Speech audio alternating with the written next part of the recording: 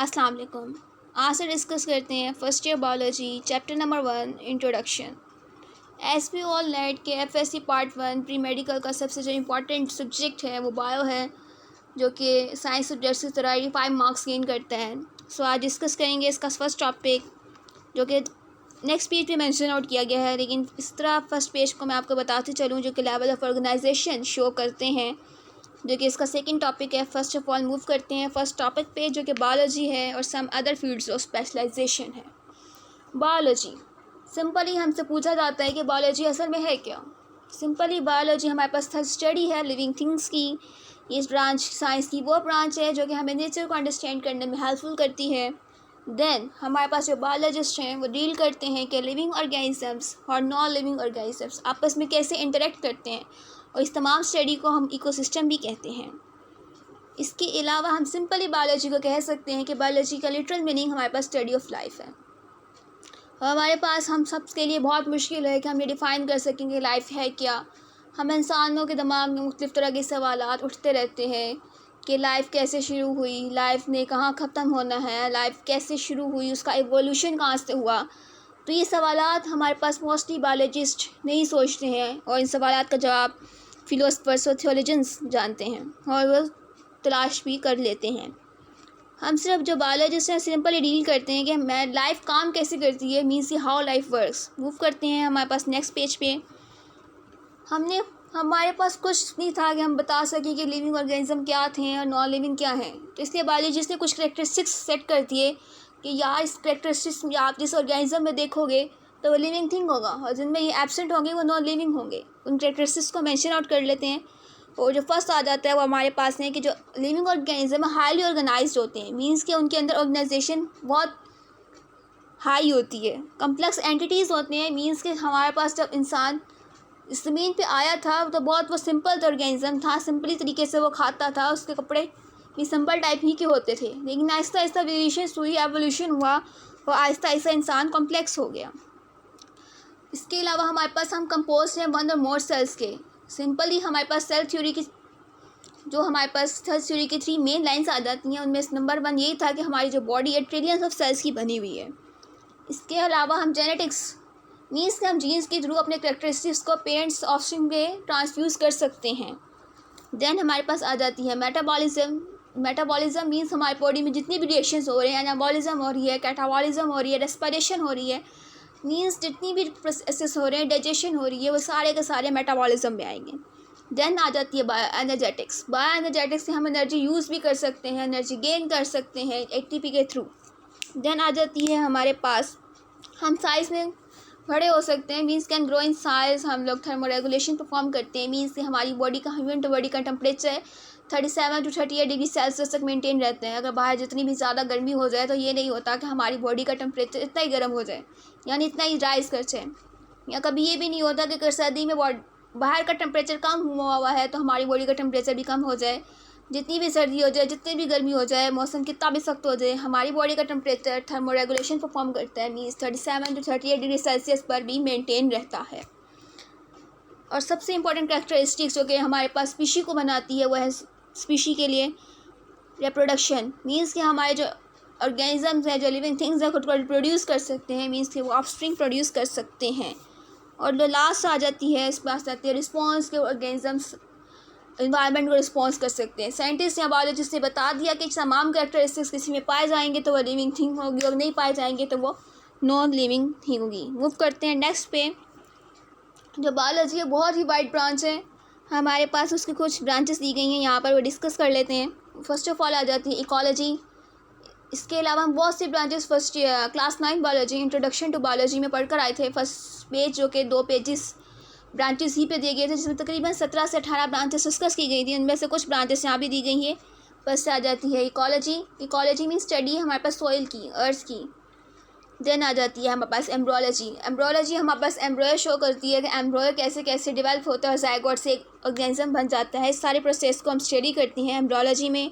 Then आती है physiology, हमारी बॉडी के डिफरेंट पार्ट्स कैसे फंक्शन आउट करते हैं। फिर आ जाती है मॉर्फोलॉजी। मॉर्फोलॉजी की हमारी बॉडी में इंटरनली और एक्सटर्नली क्या फंक्शन ऑर्गन्स परफॉर्म कर रहे हैं। देन आती है पैलेंटोलॉजी। पैलेंटोलॉजी का नाम सुनते ही आपने लिख लीजिएगा, इसमें आएगा फॉसिल फ्यूल्स की study. Histology that is the microscopic study of tissues. Evolution means organism simple थे, आहिस्ता आहिस्ता एवोल्यूशन हुआ, ऑर्गेनिज्म मॉडिफाई हुए और कॉम्प्लेक्स बन गए।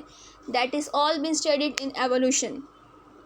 देन आती है जेनेटिक्स। देन आ जाती है जेनेटिक्स। जेनेटिक्स मीन्स ये ऑर्गेनिजम्स कैसे जीन्स के थ्रू अपने कैरेक्टरिस्टिक्स को ट्रांसफ्यूज करते हैं एक जनरेशन से लेकर दूसरी जनरेशन तक। एवोल्यूशन, एवोल्यूशन भी बता चुकी हूँ कि एवोल्यूशन में ऑर्गेनिज्म सिंपल थे, फिर मॉडिफाई हुआ, सब आ जगह एवोल्यूशन में। देन जू जियोग्राफी, जो डिस्ट्रीब्यूशन और एनिमल्स की नेचर में, ये तमाम ब्रांचेस हम स्टडी कर चुके हैं। आगे कुछ और ब्रांचेस दी गई हैं, उन्हें number one by one by study करते हैं। द फर्स्ट ऑफ ऑल आ जाती है मॉलिक्यूलर बायोलॉजी। मॉलिक्यूलर बायोलॉजी हमें सिर्फ नाम से शो कर रही है कि हमें सेल्स की स्टडी बताएगी मॉलिक्यूलर लेवल तक, ऑर्गेनल्स की स्टडी बताएगी मॉलिक्यूलर लेवल तक। फिर आ जाती है environmental biology. Environmental biology simply कि हम ह्यूमन एक्टिविटी से नेचरली रिलेट करती है, जैसे कि ह्यूमन का अपने इन्वायरमेंट से कैसे इंटरेक्शन है। ह्यूमन कोई ऐसे काम तो नहीं कर रहे कि इसका इन्वायरमेंट पर हार्मफुल इफ़ेक्ट हो। देन आ जाती है माइक्रोबायोलॉजी। माइक्रो मीन स्मॉल, कोई ऐसी चीज़ जिसे हम माइक्रोस्कोप से देखना पड़े हैं, जिसे हम नेकेड आई से ना देख सकें, उसे हम कहते हैं माइक्रो ऑर्गेनिज्म। और माइक्रो ऑर्गेनिज्म स्टडी को हम सिंपली कहते हैं माइक्रोबायोलॉजी। और माइक्रोबायोलॉजी में हमारे पास स्टडी आ जाती है बैक्टीरिया की, वायरस की, माइक्रोस्कोपिक फंजाई एंड एल्गी। इसके बाद डिस्कस करते हैं फ्रेश वाटर बायोलॉजी, और इसके साथ ही पैरेलली स्टडी करेंगे मेरीन बायोलॉजी का, जो कि शॉर्ट क्वेश्चन आ सकता है 2 मार्क्स का बोर्ड में। फ्रेश वाटर स्टडी में होती है, फ्रेश वाटर बायोलॉजी होती है कि हमारे पास जो ऑर्गेनिजम्स हैं फ्रेश वाटर में कैसे रहते हैं। और मेरीन होती है कि हमारे पास जो ऑर्गेनिजम्स है कि मेरीन वाटर कैसे रहते हैं। फ्रेश वाटर में आ जाती हैं लेक्स एंड रिवर, और जो मेरीन में आ जाते हैं हमारे पास seas and ocean. Fresh water में भी हम फिजिकल और केमिकल पैरामीटर स्टडी करेंगे कि ऑर्गेनिज्म कैसे फिजिकली रहते हैं। और जो हमारे पास मेरीन बायोलॉजी है उसमें भी हम फिजिकल केमिकल पैरामीटर्स इन चीज़ों के, इन वाटर बॉडीज़ के स्टडी करेंगे। देन कुछ ब्रांचेस दी गई हैं बायोलॉजी की इस पेज पे, जो कि हैं पैरासिटोलॉजी। पैरासिटोलॉजी सिंपली शो कर रहा है पैरासाइट्स। पैरासाइट्स वो ऑर्गेनिजम्स होते हैं जो कि खुद तो होस्ट में रहते हैं, लेकिन वो होस्ट को नुकसान देते हैं और ख़ुद उससे फ़ायदा हासिल करते हैं। पैरासिटोलॉजी में हम डिस्कस करते हैं पैरासाइट्स को, उनका स्ट्रक्चर को, वो कैसे ट्रांसफ्यूज़ होते हैं और उनका होस्ट और पैरासाइट का इंटरेक्शन क्या है। देन आ जाती है ह्यूमन बायोलॉजी। हमारे पास बहुत वाइड ब्रांच है बायोलॉजी की, जो कि स्टडी करती है मैन को। इसमें हमारे पास form and structure that is morphology आ जाती है, physiology, anatomy, histology, cell biology, genetics, major branches जो कि मैन की स्टडी कहलाती हैं, उसे हम ह्यूमन बायोलॉजी में स्टडी करते हैं। मेजरली हमारे पास सेकेंड लास्ट आ जाती है that is social biology. Social biology हमें सोशल से शोर है कि सोशलिज्म मीन्स कि इन्वायरमेंट जो ह्यूमन है उसका सोशली कैसे इंटरेक्ट करता है वो लोगों से, अपने इन्वायरमेंट से, उसका कम्युनिटी में बिहेवियर क्या है, सारा स्टडी करेंगे सोशल बिहेवियर में। देन आ जाती है हमारे पास बायोटेक्नोलॉजी। बायोटेक्नोलॉजी जिसने इंसान को बहुत सी बीमारियों से बचा दिया है। बायोटेक्नोलॉजी सिंपली इस बात की स्टडी है कि हम कैसे यूज़ कर सकते हैं माइक्रो ऑर्गेनिजम्स को उन कामों में, उन एक्टिविटीज़ में, जैसे इंसानियत को, जिससे इंसानों को फ़ायदा हो। इसमें हमने बहुत सी चीज़ें बनाई हैं, जिसमें हमारे पास आ जाती है वैक्सीन आ जाती है, इंटरफेरॉन आ जाता है, और कुछ एंटीबायोटिक्स भी हमने बायोटेक्नोलॉजी की मदद से बनाई हैं। यूँ हमारे पास ये फर्स्ट टॉपिक कंप्लीट हुआ, जो कि कुछ biology and the special fields of specialization पर था। आज सेकंड टॉपिक शुरू कर लेते हैं, इसका इंट्रो ले लेते हैं, और इसके बाद जो डिस्कशन थी कल करेंगे, जो कि नेक्स्ट लेक्चर में लेंगे। हमारी बॉडी तकरीबन बहुत से एलिमेंट्स की बनी हुई है, उसमें तकरीबन 92 एलिमेंट्स जो कि नेचुरली अकरिंग है। जो सेकंड टॉपिक का लेवल्स ऑफ बायोलॉजिकल ऑर्गेनाइजेशन वो शो कर रहे हैं। तो हमारी बॉडी बहुत से एलिमेंट्स की बनी हुई है, और इनमें से जो 92 एलिमेंट्स हैं नेचुरली अकरिंग है। लेकिन हमारी बॉडी का जो मैस है वो तकरीबन 16 एलिमेंट्स बनाते हैं, और 16 एलिमेंट्स को हम कहते हैं बायो एलिमेंट्स। और बायो एलिमेंट्स में भी कुछ एलिमेंट्स हैं जो कि 6 हैं, और बॉडी का 99% मैस बनाते हैं। ये 6 एलिमेंट्स मेंशन आउट किए गए हैं, जो कि मैं बताती हूँ। वो है ऑक्सीजन नंबर 1, जो कि हमारी बॉडी में 65% तक पाया जाता है। ऑक्सीजन ग्लाइकोसिडिक बॉन्ड बनाता है, कार्बन ऑक्सीजन बॉन्ड, जो कि बॉडी को एनर्जी प्रोवाइड करते हैं।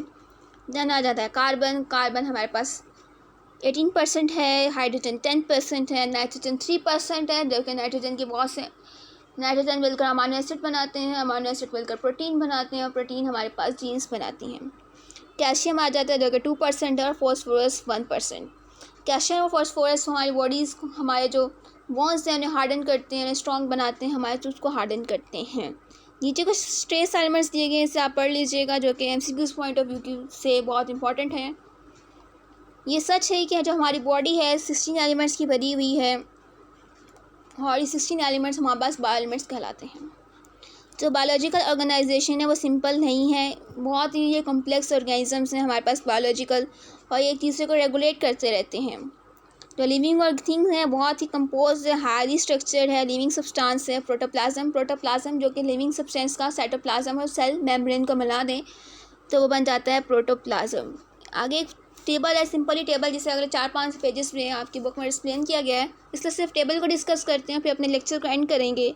फर्स्ट ऑफ ऑल बताया जाता है कि मैटर सिर्फ 3 पार्टिकल्स का बना होता है, जो कि है atom, that is proton, neutron, electron, that are known as subatomic particles. Subatomic particles मिलकर बनाते हैं एटम। एटम हमारे पास सिंपलेस्ट पार्टिकल है एक एलिमेंट का। इसमें आ जाते हैं माइक्रो मॉलिक्यूल्स, बहुत से एटम्स मिल जाएंगे तो हमारे पास बन जाएंगे माइक्रो मॉलिक्यूल्स। अगर एटम स्मॉल होंगे तो वो माइक्रो होंगे, अगर वो बिग होंगे, लार्जर होंगे साइज में, तो वो होंगे माइक्रो मॉलिक्यूल्स। उसके बाद आ जाता है हमारे पास ऑर्गेनली।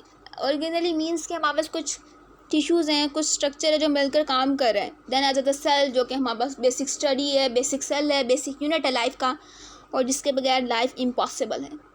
अगर बहुत से सेल्स आपस में मिल जाएं जिनका फंक्शन एक जैसा है तो बन जाएगा टिश्यू। अगर बहुत से टिश्यू आपस में मिल जाएं उनका फंक्शन एक जैसा ही है, उन्होंने एक ऑर्गन के लिए, तो वो बना देंगे एक ऑर्गन। अगर बहुत से ऑर्गन मिल जाएं और उन्होंने एक काम पर देना है, अपनी बॉडी को फंक्शन परफॉर्म करना है, तो वो आ जाएगा हमारे पास ऑर्गन सिस्टम। ऑर्गन सिस्टम में हमारे पास आ जाती है डाइजेशन और नर्वस सिस्टम वगैरह की एग्जाम्पल्स आ जाती हैं। ये तमाम चीज़ें मल्टीसेलुलर ऑर्गेनिज्म में पाई जाती हैं। इसके अलावा आ जाती है स्पीशी, जो कि एक दूसरे स्पीशी सिर्फ वो होती है जो खुद को रिप्रोड्यूस कर सकती है। स्पीशी के बाद आ जाती है पॉपुलेशन, बहुत जगह जहाँ बहुत से लोग मिलकर रह रहे हो, एक ही स्पीशी के बहुत से लोग एक ही जगह पे एक वक्त में मिलकर रह रहे हो, उसे कहते हैं पॉपुलेशन। और अगर बहुत सी पॉपुलेशन एक जगह रह रही हो, डिफरेंट पॉपुलेशन, जैसे कि फॉरेस्ट आ जाते हैं हमारे पास सिंपल कम्युनिटी, यानी अगर बहुत सी पॉपुलेशंस मिलकर रह रही हैं तो वो होगा कम्युनिटी। और इस कम्युनिटी में हमारे पास सिंपल कम्युनिटी आ जाती है फॉरेस्ट, और कॉम्प्लेक्स आ जाती है एक्वेरियम। देन आ जाता है लिविंग ऑर्गेनिजम्स, हमारे पास नॉन लिविंग से इंटरेक्ट करते हैं, जिसे कहते हैं हम इकोसिस्टम। और हमारी बॉडी के जो लिविंग पार्ट है, जिन्होंने लिविंग थिंग्स हैं और जो नॉन लिविंग हैं, दोनों चीज़ों को अगर मिला दिया जाए तो जो अर्थ का जो बायोलॉजिकल कंपोनेंट है उसे हम कहेंगे बायोस्फीयर। और इसी के साथ ही आज कंप्लीट हुआ हमारा ये लेक्चर। अगर आपको ये लेक्चर पसंद आया हो, अगर आपने इससे थोड़ी सी भी इन्फॉर्मेशन गेन की हो, तो इसे शेयर कीजिएगा ताकि इससे दूसरों को भी फ़ायदा पहुँचे। मेरे लिए इससे ज़्यादा खुशी की बात नहीं होगी कि मेरे लिए जो मेरा इल्म है किसी के काम आ रहा है, और इसे शेयर ज़रूर कीजिएगा। आगे कल डिस्कस करेंगे लेवल्स ऑफ ऑर्गेनाइजेशन। मुझे सुनने के लिए थैंक यू सो मच।